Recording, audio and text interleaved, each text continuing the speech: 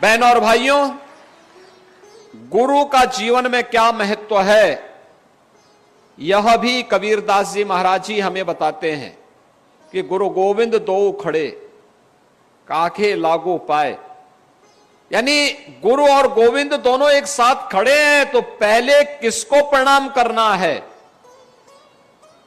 वो कहते हैं पहले हम उस सदगुरु को प्रणाम करें जो हमें इस समाज में ज्ञान उपलब्ध कराता, अच्छे और बुरा की बुराई के बारे में, सत्य और असत्य के बारे में, धर्म के वास्तविक मर्म के बारे में बता रहा है। पहले हम उस गुरु को प्रणाम करें, क्योंकि वही गुरु हमें परमात्मा तक पहुंचने का मार्ग भी हमारा प्रशस्त करेगा। यह भी संत कबीर जैसे ब्रह्मज्ञानी संतों के द्वारा जब अपनी वाणी के माध्यम से समाज को बताया जाता है, समाज की उस समय की विसंगतियों के खिलाफ भी किस प्रकार का प्रहार उन्होंने किया था, खासतौर पर आज के समाज के लिए अत्यंत प्रासंगिक है, जिसमें लोगों के मन में अधिक से अधिक संपत्ति बनाने की एक होड़ सी लगी है, अधिक से अधिक संपत्ति हड़पने और बनाने की, जायज और नाजायज दोनों तरीके से। उनके बारे में भी कबीरदास जी ने जो बातें कही कि साई इतना दीजिए जामे कुटुंब समाए, मैं भी भूखा ना रहूं साधु न भूखा जाए, यह आज भी हमारे लिए उतना ही प्रासंगिक है जो मध्यकाल में प्रासंगिक था। यानी हमें परमात्मा उतना दीजिए जिससे मैं भी भूखा न रहूं और मेरे यहां कोई संत आ जाए, कोई सज्जन आ जाए, कोई जरूरतमंद आ जाए, वह भी भूखा न जाए, इतनी मेरी सामर्थ्य हो। यही प्रार्थना वह ईश्वर से करते हैं और ईश्वर से करते करते उन्होंने अपना पूरा जीवन, याद करिए ब्रह्मज्ञानी संत, लेकिन उन्होंने कभी अपना काम नहीं छोड़ा। जो उनकी वृत्ति थी उस वृत्ति से, क्योंकि कर्म को ही उन्होंने जीवन का सब कुछ माना।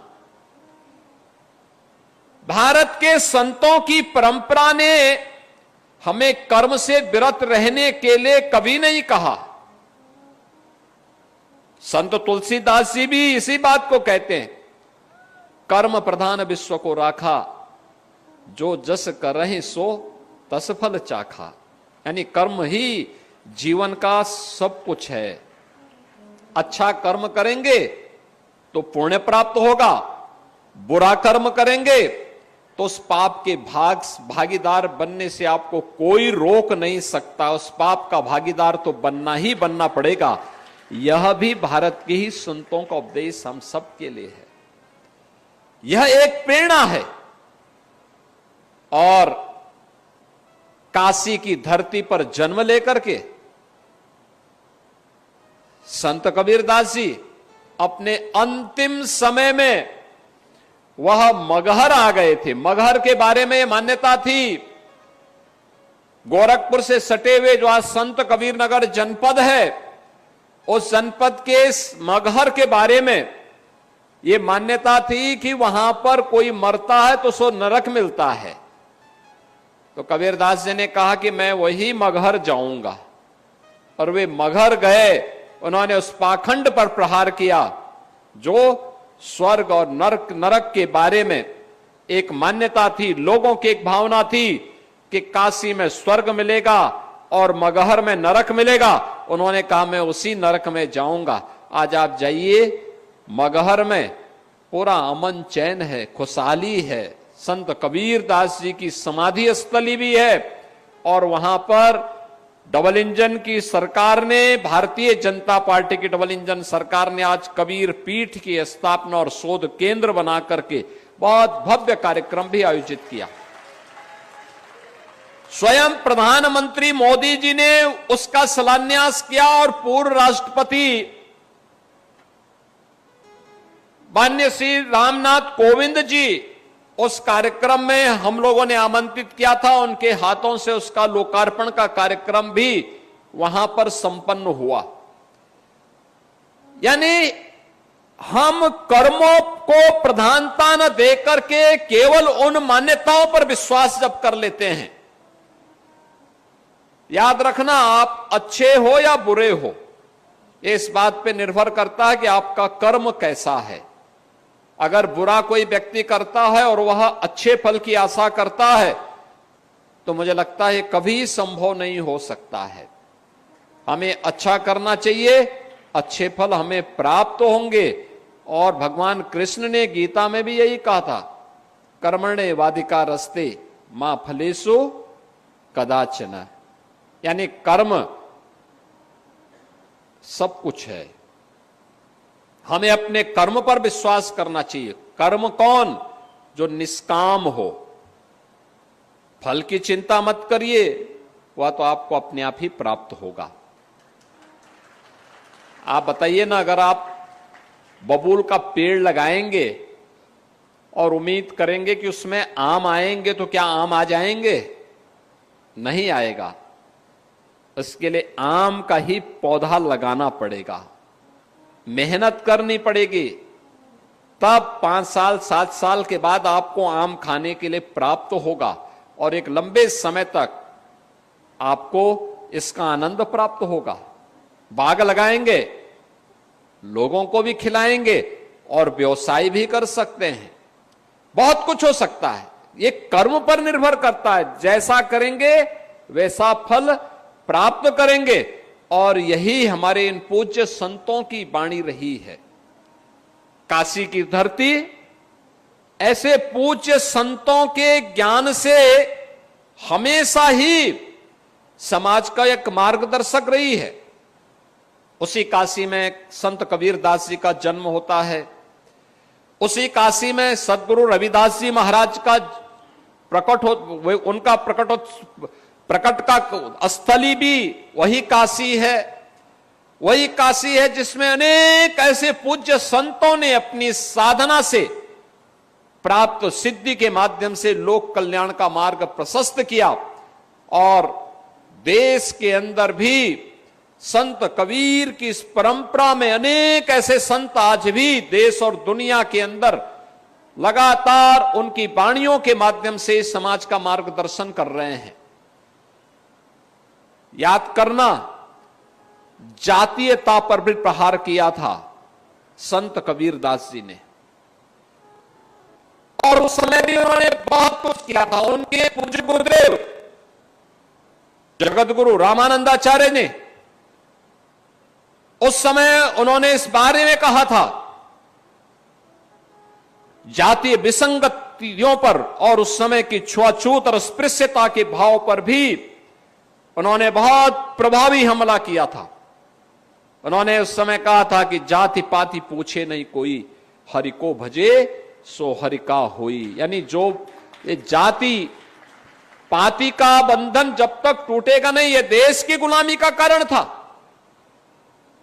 यानी जो देश की गुलामी का कारण रहा हो, जिसके कारण हमारा अस्तित्व संकट में खड़ा हुआ था, जिन कारणों से हमारी आस्था पर प्रहार हो रहा था, जिन कारणों से हमारे धर्मस्थल अपवित्र हुए थे, जिन कारणों से हमारी उस समय की पीढ़ी के सामने अस्तित्व का संकट खड़ा हुआ था, उनमें से समाज का विभाजन एक प्रमुख कारण रहा है। समाज का विभाजन जाति के नाम पर, छुआछूत और अस्पृश्यता के नाम पर, तमाम प्रकार के जो विभाजन थे, इस विभाजन से उभारने के लिए उस समय भी गुरु रामानंद जी महाराज ने, संत कबीरदास जी महाराज ने, सदगुरु रविदास जी महाराज ने, अन्य ऐसे अनेक पूज्य संतों ने, महाराष्ट्र की धरती पर भी तमाम ऐसे पूज्य संत हुए जिन्होंने उस समय के समाज को एक नई दिशा दी। और उनकी वाणी आज भी उतनी ही प्रासंगिक है जितना उस समय थी। उनकी प्रासंगिकता एक शाश्वत भाव के आधार पर है और शाश्वत भाव हर देश, हर काल, हर परिस्थिति में समान रूप से लागू होती है। बहनों और भाइयों, आज जब हम यहां पर कबीर धाम आश्रम से के संस्थापक पूज्य संतों की स्मृति प्रकटोत्सव कार्यक्रम के साथ जुड़े हुए हैं, उन स्थितियों में हम सबका दायित्व बनता है। आज हमारा भारत विकास की जिन नई बुलंदियों को छूता हुआ दिखाई दे रहा है, एक नया भारत है। एक नया भारत जो अपनी विरासत पर भी गौरव की अनुभूति करता है और जो विकास के नित नए प्रतिमान को स्थापित करते हुए लगातार दुनिया के अंदर एक ताकत के रूप में अपने आप को स्थापित कर रहा है। आप अनुमान करिए ना, आज से 10 वर्ष पहले, 8 वर्ष पहले कोई कल्पना करता था कि अयोध्या धाम में श्री राम जन्मभूमि पर भगवान राम का मंदिर बन पाएगा? जब राम भक्त इसके लिए आवाज उठाते थे तो लोग बोलते थे कि सपना ही बना रहेगा। राम भक्त कहता था कि नहीं, हमें कितना भी संघर्ष करना पड़ेगा, हम करेंगे। 500 वर्षों से संघर्ष है, आगे भी संघर्ष करेंगे, लेकिन हम अपने मुद्दे से भटकेंगे नहीं। याद करिए, जब एकजुटता होती है ना, असंभव भी संभव हो जाता है। आज आप अयोध्या धाम में जाएंगे, भगवान राम का भव्य मंदिर का निर्माण हो चुका है। जो अयोध्या वीरान थी, आज फिर से वहां रौनक आ गई है।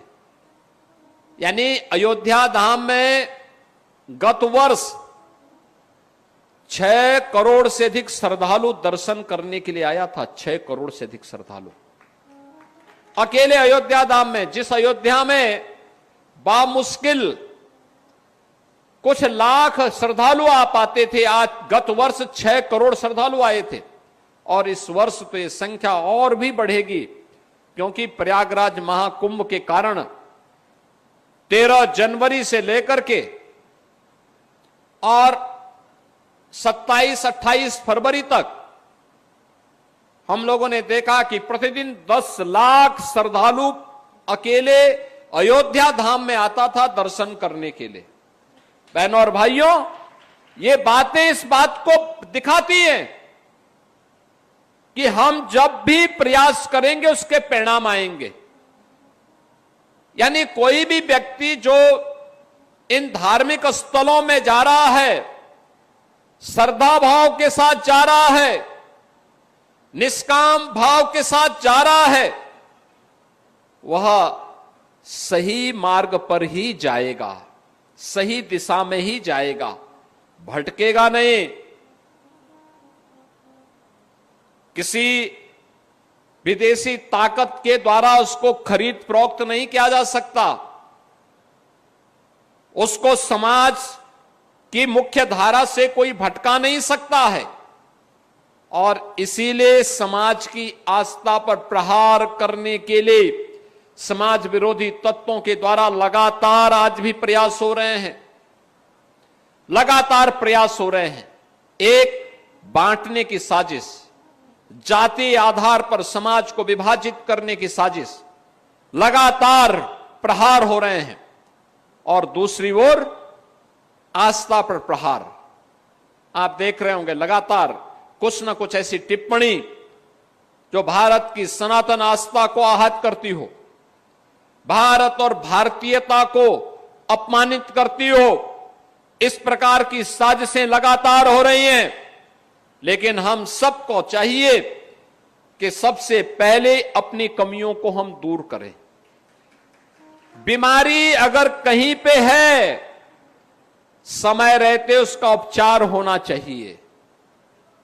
ये बीमारी इससे पहले कैंसर बने और असाध्य हो, हमें उसको पहले स्टेज में ही पूरी तरह रोकना चाहिए, उसका उपचार करना चाहिए। और अगर हमने समय रहते उपचार कर लिया तो वही बाद में बड़ा घाव बनने या कैंसर बनने से हम उसको रोक सकते हैं। जो विसंगतियां हैं लंबे समय तक लाखों वर्षों का जिस समाज का इतिहास रहा हो, स्वाभाविक रूप से उसके साथ समय के अनुरूप बहुत सारी अच्छाई के साथ साथ कुछ बुराइयां भी आ गई होंगी। उन बुराइयों को हमें समय समय पर संतों की वाणी के माध्यम से, परिमार्जन का मार्ग भी हमें उसके माध्यम से निकालना है, उसका समाधान का रास्ता निकालना है और उस मार्ग का अनुसरण करना है जो हमें सन्मार्ग पर चल करके लोक कल्याण के लिए और अंततः राष्ट्र कल्याण के लिए समर्पित कर सके। अभी यहां पे असंग देव जी महाराज जब बोल रहे थे तो उन्होंने कुछ बातें कही, गो सेवा की बात भी की, अपने माता पिता की सेवा की बात भी की, समाज के प्रति समर्पित भाव के साथ कैसे कार्य करना है इसके बारे में भी वो कह रहे थे और अंततः सभी समस्याओं का समाधान एक ही है कि हम सब अपने आप को अपने राष्ट्र के प्रति समर्पित कर दें। राष्ट्र भक्ति के प्रति समर्पण का भाव सभी मनोकामनाओं की पूर्ति का एक माध्यम है और यही तो भारतीय मनीषा ने कहा था, माता भूमि पुत्रोहम पृथिव्या। ये धरती हमारी माता है, ये केवल राष्ट्र एक टुकड़ा नहीं है, ये जमीन का एक टुकड़ा नहीं है, ये हमारे लिए मातृभूमि है, ये हमारी पितृभूमि है, ये हमारी पुण्य भूमि भी है और मातृभूमि के प्रति, अपनी धरती माता के प्रति यह भाव हर भारतीय के मन में होना चाहिए।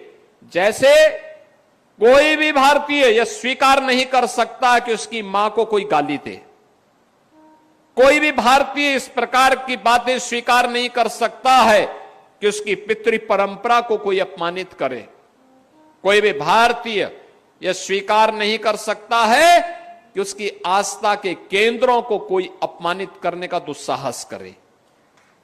जब स्वीकार नहीं कर सकता तो स्वाभाविक रूप से उसके मन में यह भाव भी आना चाहिए कि धरती हमारी माता है, इस धरती के प्रति हमारे कुछ कर्तव्य भी है। जैसे मां बच्चे का देखभाल करती है, ऐसे धरती माता भी तो उसी प्रकार का भाव से हम सबको पलने, पोसने, आगे बढ़ने, जीवन का गुजर बसर करने, आजीविका का साधन उपलब्ध करवाने और हर प्रकार की समृद्धि का मार्ग भी तो यही धरती माता हमें देती है और उन सभी मनोकामनाओं की पूर्ति का माध्यम भी ये धरती माता ही जब बनेगी तो हमारा सब कुछ समर्पण होना चाहिए अपने राष्ट्र के प्रति।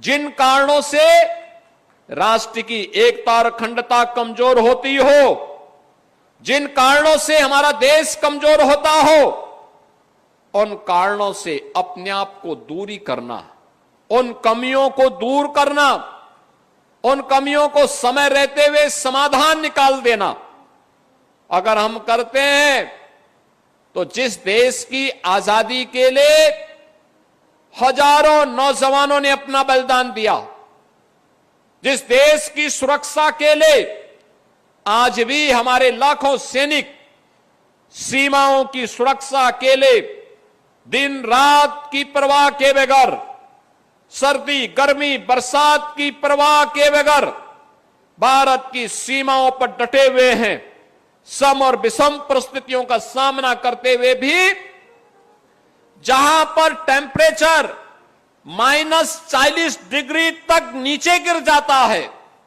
या रेगिस्तान में मई और जून में टेम्परेचर 50 डिग्री से ऊपर चढ़ जाता है, वहां पर भी सम और विषम परिस्थितियों का सामना करते हुए भारत का सैनिक जब भारत की सुरक्षा के लिए लग करके कार्य करता है तब हम चैन की नींद सोते हैं, तब हर भारतीय अपने आप को सुरक्षित महसूस करता है। और ये लंबे समय से लगातार ये चला आ रहा है। क्या उस देश के प्रति हम अपने कर्तव्यों का एहसास अपनी वर्तमान पीढ़ी को या हर भारतीय के मन में करा पाएंगे? अगर ये भाव हमारे मन में आता है, कोई कारण नहीं कि भारत दुनिया की एक ताकत बन करके न उभरे।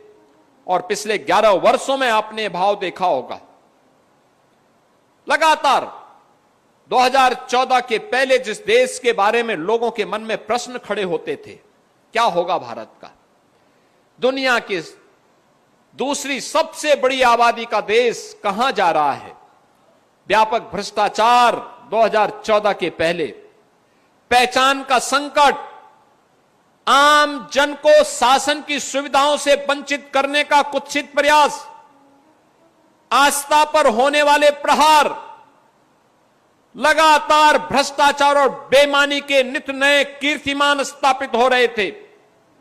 2014 में सौभाग्य से भारत माता के एक सपूत को देश का नेतृत्व मिला और नरेंद्र मोदी जी के नाम पर जब वह भारत माता का सपूत भारत के प्रधानमंत्री के रूप में भारत की सत्ता का संचालन करने लग गया, देखते ही देखते भारत की तकदीर भी और भारत की तस्वीर भी बदलती हुई नजर आई है। आज आप देखते होंगे भारत के बारे में अब कोई प्रश्न खड़ा नहीं करता है। भारत के सामने पहचान का संकट नहीं है। भारत आज दुनिया की चौथी बड़ी अर्थव्यवस्था बन गया है और अगले कुछ महीनों के अंदर भारत दुनिया की तीसरी बड़ी अर्थव्यवस्था बनने जा रहा है। यानी भारत से बड़ा इसके बाद केवल 2 देश रहेंगे अर्थव्यवस्था में, एक अमेरिका, दूसरा चीन। बाकी सब पिछड़ते जा रहे हैं, भारत से पीछे होते जा रहे हैं।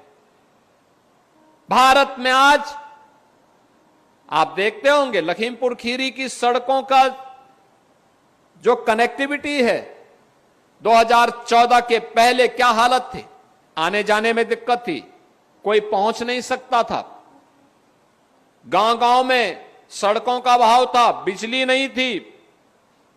आजादी के 70 वर्षों तक भी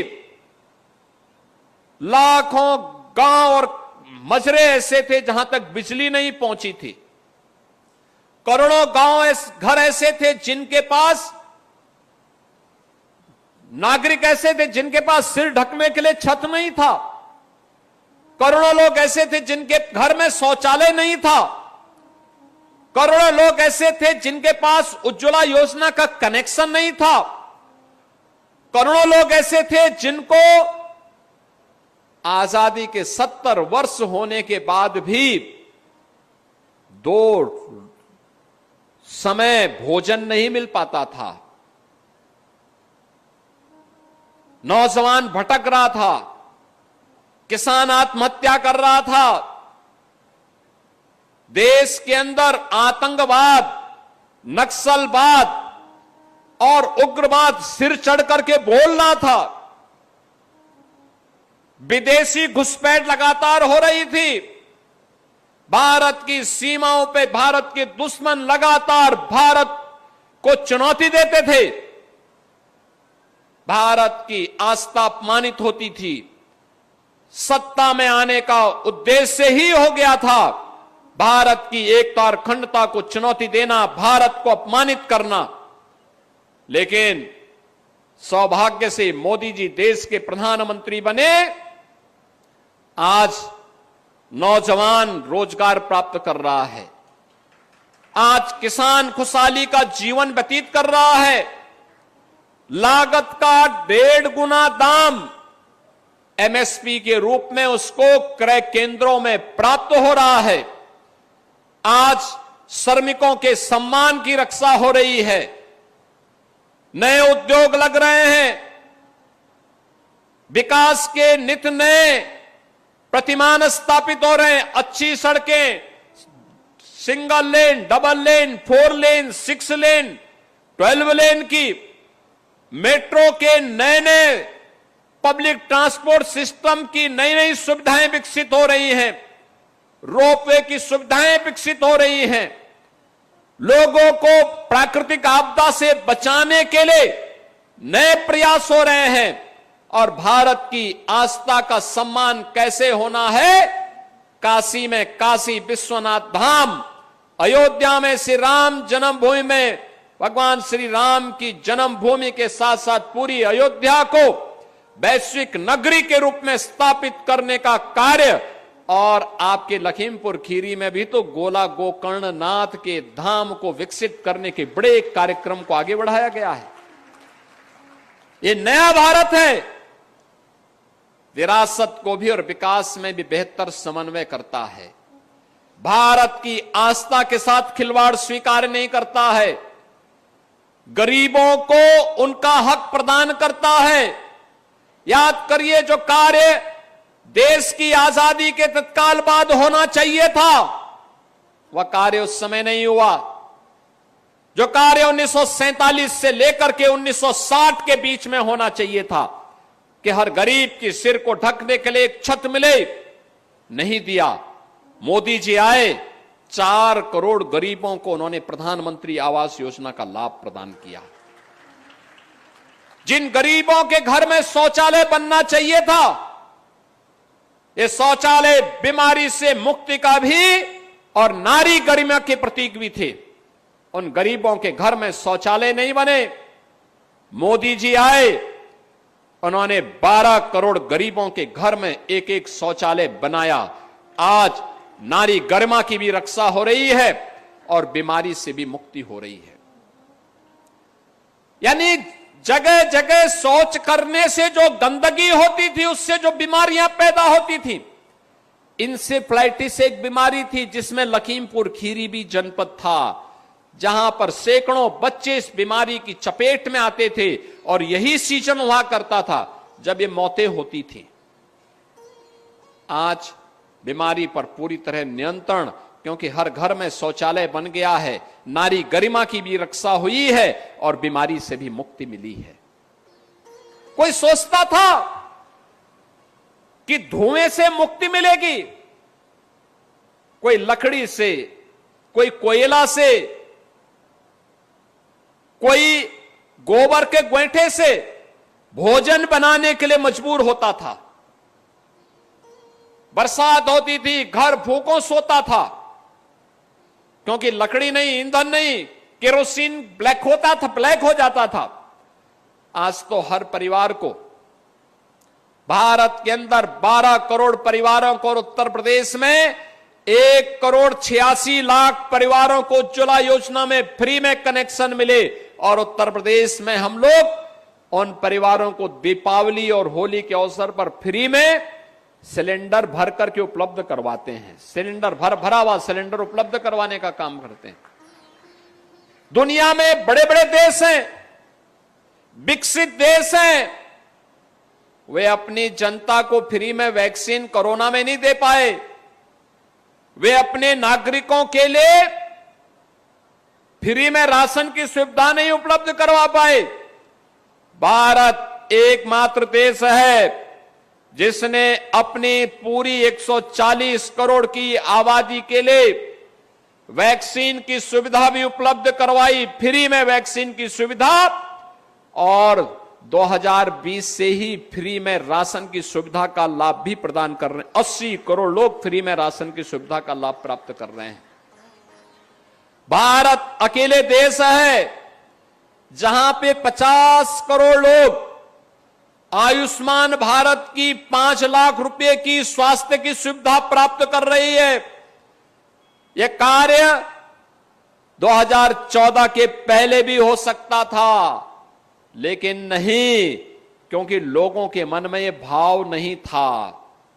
उस समय तो हिंदू आस्था को अपमानित करना, भारत की आस्था को अपमानित करना, भारत और भारतीयता को कोसना ही और देश के खजाने को लूटना ही उन लोगों ने, जो लोग उस समय सत्ता में थे, उन लोगों का एकमात्र कर्तव्य हो गया था। मोदी जी आए, भारत में समृद्धि भी आई। गरीब कल्याणकारी योजनाओं के माध्यम से हर गरीब के लिए, हर गांव के लिए, हर किसान के लिए, हर नौजवान के लिए, हर महिला के लिए योजनाओं का अंबार भी आया। आज नया भारत दुनिया के अंदर अपनी ताकत का एहसास करा रहा है और यह तब होता है जब मन में राष्ट्रीयता का भाव हो, राष्ट्र सर्वोपरि का भाव हो। यह तभी होता है और यही तो प्रेरणा है हमारे पूज्य संतों की। भारत की ऋषि परंपरा की यही प्रेरणा है। माता भूमि पुत्रो हम पृथिव्या, ये धरती हमारी माता है, हम सब इसके पुत्र हैं। यही भाव जब हर व्यक्ति के मन में आता है तब यह परिणाम सामने आता है। नहीं तो इससे पहले लोग कहते थे कि राम तो हुए ही नहीं, कृष्ण हुए ही नहीं। अयोध्या के बारे में, अयोध्या धाम के बारे में किस किस प्रकार की टिप्पणी होती थी आप याद करिए। आज हमारी सरकार है, उत्तर प्रदेश में डबल इंजन की सरकार है। हमने कहा भी हर धर्म स्थल का सुंदरीकरण होना चाहिए, वहां पे जनता को सुविधा मिलनी चाहिए, यात्री विश्रामालय बनने चाहिए, रेन बसेरे बनने चाहिए और हर प्रमुख स्थलों का हम पुनरुद्धार और सुंदरीकरण के बड़े कार्यक्रम को पर्यटन और संस्कृति विभाग के माध्यम से आगे बढ़ाने का काम कर रहे हैं। क्या काशी, क्या अयोध्या, क्या कुशीनगर, क्या नैमिषारण्य, क्या सुखतीर्थ, क्या मथुरा, वृंदावन, बरसाना, गोकुल, बलदेव, गोवर्धन, इन सभी स्थलों के साथ साथ हम लोगों ने हर एक उस स्थल के लिए जहां पे आम जनमानस की आस्था है वहां पर धनराशि उपलब्ध करवाने का काम किया है। हम लोग बाराबंकी में, महादेवा में भी कार्य कर रहे हैं। लेकिन इससे पहले पैसा कहां जाता था? कब्रिस्तान की बाउंड्री में जाता था। आप सोचो ना, मैं जब यहां पर आया तो मैंने इस गांव के बारे में पूछा, मुझे बताया गया गांव का नाम है मुस्तफाबाद। मैंने कहा कितनी मुस्लिम आबादी रहती है यहां पे? कहा एक भी नहीं, लेकिन नाम मुस्तफाबाद हो गया। हमने कहा भाई अब ये नाम बदलना चाहिए, मुस्तफाबाद ने कबीर धाम इसका नाम रख दो। हम प्रस्ताव मंगाएंगे, यहां से प्रस्ताव मंगा करके इस कार्यक्रम को आगे बढ़ा देंगे। बहनों और भाइयों, यही है आत्मीयता का भाव।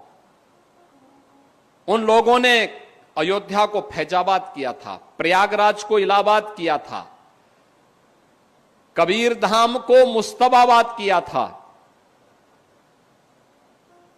और ये हमारी सरकार है, फैजाबाद को अयोध्या बना रही है, इलाहाबाद को प्रयागराज बना रही है और मुस्तफाबाद को फिर से कबीर धाम स्थल बना करके उस गौरव की पुनर्स्थापना के कार्यक्रम के साथ आपको जोड़ रही है। आप सोचो, आपकी पहचान को समाप्त कर दिया जाए, आपके सामने अस्तित्व का संकट खड़ा हो जाएगा। ये जो पहचान थी, यह भी अस्तित्व के से जूझते हुए समाज के लिए उसी प्रकार के षड्यंत्र का हिस्सा था। और खासतौर पर इस सीमावर्ती क्षेत्र में तो और भी यह महत्वपूर्ण पड़ता है। लखीमपुर खीरी केवल एक जनपद नहीं, क्षेत्रफल के हिसाब से देखेंगे तो प्रदेश के सबसे बड़े जनपदों में लखीमपुर खीरी की गिनती होती है। सीमावर्ती जनपद भी है और तब भी इस प्रकार की शरारत करने से लोग बाज नहीं आए। यानी यहां पर भी नाम में भी सेकुलर, ये सेकुलर नहीं, ये पाखंड है और इस पाखंड से मुक्ति आज के समय में आवश्यक है और उसी का आह्वान करने के लिए आज हम सब आपके पास आए हैं, आपसे कहने के लिए। मुझे अच्छा लगा बहुत सारी चीजों को लेकर के अपनी गुरु परंपरा और संत कबीर दास जी की वाणी को सामने रख करके, पूज्य संतों की वाणी को सामने रख करके, पूज्य संत असंग देव जी महाराज लगातार जन चेतना का संचार करने के लिए इस लखीमपुर खीरी के माध्यम से और कबीर आश्रम से जुड़े हुए सभी मठ और मंदिरों के माध्यम से इस भाव का संचार कर रहे हैं। और मैं अक्सर देखता था, जब भी मैं लखीमपुर खीरी आया हूं, मैं लगातार इस बात को देखता था कि उनके सभी संतों के मन में एक जज्बा है, देश के लिए कुछ करने की एक तमन्ना है, देश के लिए राष्ट्रीयता के उस भाव के साथ जुड़ने का एक अंतःकरण से उनके मन में एक नई तमन्ना देखने को मिली। मैं अक्सर देखता था, मुझे गोला कई बार आने का अवसर प्राप्त हुआ, लखीमपुर खीरी में बहुत बार आने का अवसर प्राप्त हुआ। बाढ़ की समस्या से जूझ रहे लखीमपुर खीरी में आपने देखा होगा, अच्छी सरकार होती है कैसे समाधान होता है। इस बार शारदा नदी में हम लोगों ने बाढ़ नहीं आने दी, बरसात पिछली बार से ज्यादा हुई। रोमी साहनी जी उस समय बहुत चिंतित थे, कहते थे क्या होगा। हमने कहा ऐसी व्यवस्था करवा देंगे कि बाढ़ भूल जाएगी आना आपके जनपद में। और बहनों और भाइयों, आपने देखा होगा हमने पूरी नदी को चैनलाइज किया, वहां पे चैनल बनाया। इंजीनियर सुनने को तैयार नहीं हो रहे थे, कह रहे साहब नहीं जमीन लेंगे। हमने कहा एक गरीब की जमीन ले लेंगे तो बाढ़ से बचाने का क्या काम आप कर पाएंगे। अरे जब उसकी जमीन ही चली जाएगी, एक गरीब के लिए तो जमीन ही सब कुछ है। हमने कहा जमीन किसी किसान की नहीं लेंगे, किसान को उसकी खेती बाड़ी करने के लिए जमीन देंगे, लेकिन बाढ़ की समस्या का भी समाधान निकालेंगे। और वह निकालेंगे नदी को ड्रेजिंग करके और चैनलाइज करके। आपने देखा होगा हमने ड्रेजर मंगवाए प्रयागराज से, मैं स्वयं मौके पे आया था, सभी यहां के हमारे जनप्रतिनिधिगण गए, और परिणाम क्या कि वहां पर शारदा नदी में पूरी मशीनरी एक साथ लगी। आप सोचो, जिस कार्य के लिए सिंचाई विभाग के बड़े बड़े इंजीनियर कहते थे कि 160 करोड़ खर्च होगा, उसको हम लोगों ने 18 से 20 करोड़ में ही पूरा करके बाढ़ की समस्या का स्थायी समाधान करवा दिया है। बहनों और भाइयों, कार्य करने की नियत होनी चाहिए, परिणाम अपने आप सामने आते हैं। और परिणाम सामने आने के लिए इन पूज्य संतों के सानिध्य में आप काम करिए। इनके द्वारा चलाया जा रहा जन जागरूकता अभियान, इनके द्वारा धर्म के प्रति आग्रही बनाने का जो कार्यक्रम किया जा रहा है, इनके द्वारा जो कार्यक्रम चलाए जा रहे हैं नशा के खिलाफ, याद करना नशा नाश का कारण है, नशा नाश का कारण है। तमाम प्रकार से प्रहार हो रहे हैं, उसमें से नशा भी एक कारण है। गौ संरक्षण के प्रति आग्रही बनना, प्रदेश सरकार ने 16 लाख भारतीय नस्ल के गोवंश के संरक्षण के कार्यक्रम को अपने हाथों में लिया है, और इसमें एक निराश्रित गो आश्रय स्थल है। हम लोग हर गाय के लिए 1500 रुपया महीना दे रहे हैं। मेरा आग्रह होगा जनता जनार्दन से भी, जनप्रतिनिधियों से भी, वे उन गौशालाओं में साप्ताहिक रूप से भ्रमण करके देखें कि गाय को सही चारा दिया जा रहा है कि नहीं दिया जा रहा है। क्योंकि अगर हम केवल जाएंगे, आपको कुछ नहीं करना है, आप केवल जाएंगे वहां सफाई ठीक है कि नहीं है, गाय को चारा ठीक दिया जा रहा है कि नहीं दिया जा रहा है, सर्दी से गर्मी से बचाव की व्यवस्था है कि नहीं है, अगर आप इतना भी देख लेंगे तो गौ माता की बड़ी कृपा आपके ऊपर बरस जाएगी, बड़ी कृपा हो जाएगी। याद रखना, हमें गौ माता को तस्करों के हाथों में जाने से बचाना है, और धीरे धीरे करके हमारा प्रयास हो कि जो हमारी खेती अभी केमिकल और फर्टिलाइजर से ऊसरता की तरफ जा रही है, देश के अंदर जिन राज्यों ने ज्यादा केमिकल और फर्टिलाइजर का उपयोग किया है, वहां की धरती ऊसर हो गई है। अब वहां पे अनाज पैदा होने में कठिनाई हो रही है, रेगिस्तान जैसी स्थिति पैदा हो रही है, और ज्यादा केमिकल और फर्टिलाइजर का उपयोग करने का दुष्परिणाम क्या है कि वहां पे कैंसर, किडनी खराब होने की, लीवर खराब होने की बहुत बड़े पैमाने पे शिकायतें आनी शुरू हो गई। कुछ राज्यों में तो कैंसर के नाम पे ट्रेन भी चल रही है। इतना ज्यादा केमिकल और फर्टिलाइजर का उपयोग उन्होंने फसलों के लिए किया। और इसीलिए आप सबसे मेरा आग्रह होगा, लखीमपुर खीरी खेती किसानी वाली भूमि है, बहुत उर्वरा भूमि है, अत्यंत उर्वरा भूमि है यहां की। हम धीरे धीरे करके, जिसके पास 10 एकड़ खेती है वह प्रयास करे कि पहले चरण में 2 एकड़ और धीरे धीरे करके उसको प्राकृतिक खेती की तरफ लेकर के चले। यानी प्राकृतिक खेती में देसी भारतीय गोवंश, एक गाय 1 वर्ष में 30 एकड़ खेती के लिए आपको वह सब कुछ दे देगी जो फर्टिलाइजर, केमिकल और पेस्टिसाइड से आपको प्राप्त होता है, उससे अच्छा देगी। और ये जो भी प्रोडक्ट होगा, जो भी खाद्यान्न होगा, ये जैविक खाद्यान्न होगा, जैविक खाद्यान्न होगा। इस जैविक खाद्यान्न से बीमारी नहीं होगी। आपको उस दिशा में आगे बढ़ने का प्रयास करना चाहिए। यह भी एक राष्ट्रभक्ति है। उर्वरक और केमिकल फर्टिलाइजर से धीरे धीरे छुटकारा, और इसको हम गाय के गोबर और गौमूत्र से बनने वाला जो जीवामृत है उस दिशा में आगे बढ़ते हैं। लागत कम होगी। 1 एकड़ में एक अन्नदाता किसान को 12,000 से लेकर के 15,000 की बचत तो केवल इसी से हो जाएगी। 1 एकड़ में अमूमन एक किसान 12 से 15,000 का केमिकल, फर्टिलाइजर और पेस्टिसाइड उपयोग करता है। ये सब बचत हो जाएगा। यानी इसी को, ये नेचुरल फार्मिंग है, प्राकृतिक खेती है।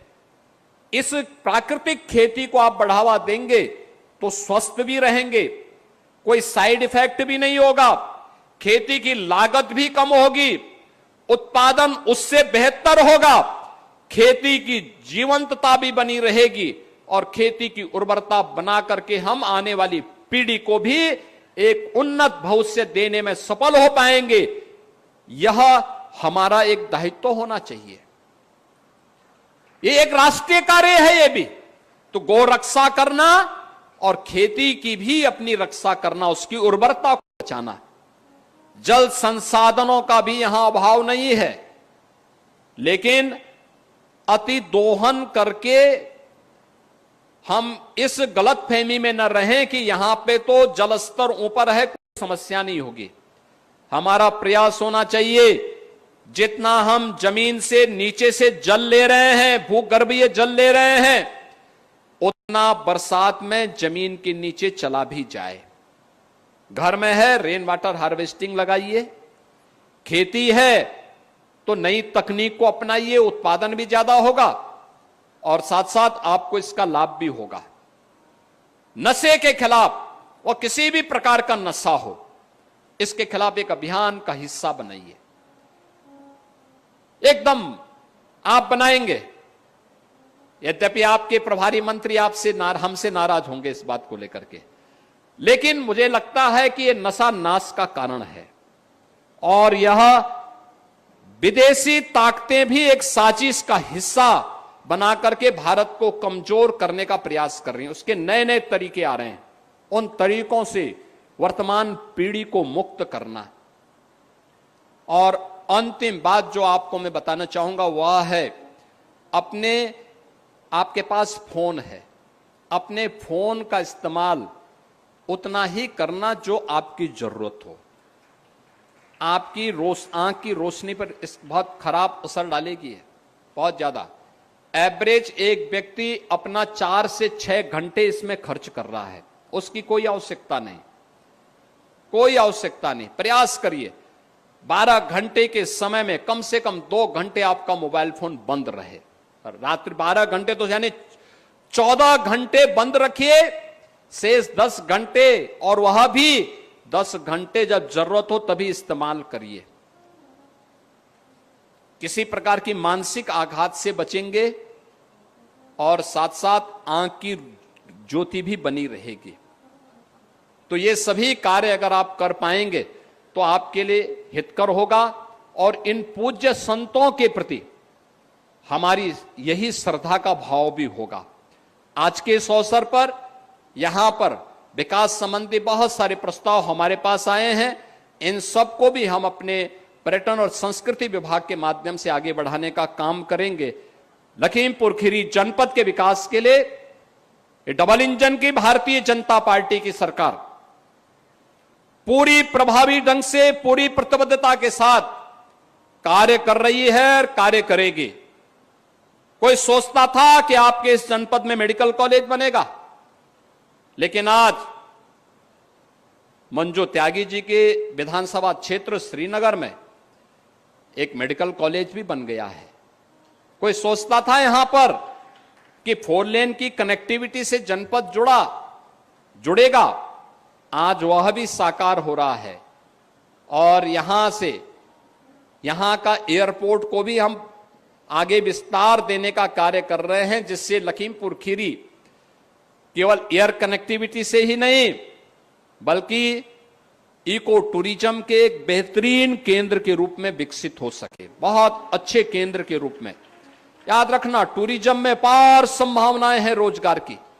रोजगार की इन संभावनाओं को आगे बढ़ाने के लिए यहां के धार्मिक स्थलों को भी और यहां के प्राकृतिक सौंदर्य को भी सहारा लेकर के हम कार्य आगे बढ़ाएंगे। यह संभावना आपके पास है। यह समृद्धि इस जनपद को आने वाली पीढ़ी के जीवन को खुशहाल बनाने में काम आएगी। इस विश्वास के साथ मैं आज के इस अवसर पर उन पूज्य संतों की स्मृतियों को नमन करता हूं, जिनकी स्मृति में यह प्रकटोत्सव कार्यक्रम आज यहां पर पूज्य संत असंग देव जी महाराज ने आज यहां आयोजित किया है। आज के इस अवसर पर मैं इस कबीरधाम आश्रम से जुड़े हुए सभी पूज्य संतों को भी हृदय से अभिनंदन करता हूं। जनप्रतिनिधियों का खास तौर पर जो विकास के लिए इस जनपद में रुचि लेकर के पूरी प्रभावी ढंग से कार्य करते हैं, उन सबको भी मैं हृदय से धन्यवाद देते हुए आप सबके प्रति मैं अपनी शुभकामनाएं देता हूं। आज सूर्य षष्ठी भी है। बहुत सारे लोग छठ के आयोजन के साथ जुड़े होंगे, और खासतौर पर लखीमपुर खीरी में तो पूर्वी उत्तर प्रदेश और बिहार की काफी बड़ी संख्या रहती है। उन सभी को, आप सभी को मैं इस अवसर पर सूर्य षष्ठी की भी हृदय से बधाई देता हूं, अपनी शुभकामनाएं देता हूं। पूरे प्रदेशवासियों को भी सूर्य षष्ठी की बधाई और शुभकामनाएं देते हुए अपनी बारी को देता हूं विराम। मेरे साथ बोलेंगे जय जय श्री राम।